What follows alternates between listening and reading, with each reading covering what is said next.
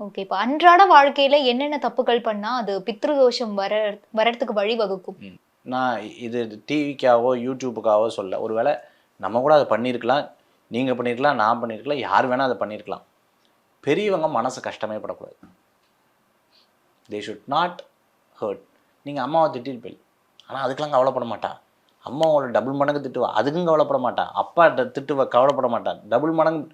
ஆனா அவங்க மனசு நோகப்படாது.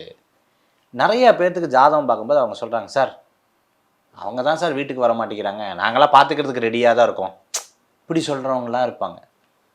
என்ன இருந்தாலும் சரி, பிள்ளையார் வந்து ஒரு வார்த்தைய சொல்லுவார்ல, பெத்தவாளா மாரி மத்தவங்கலாம் இந்த மாரி சுத்தி வரார்ல, அந்த மாரி தான் இருக்கணும்.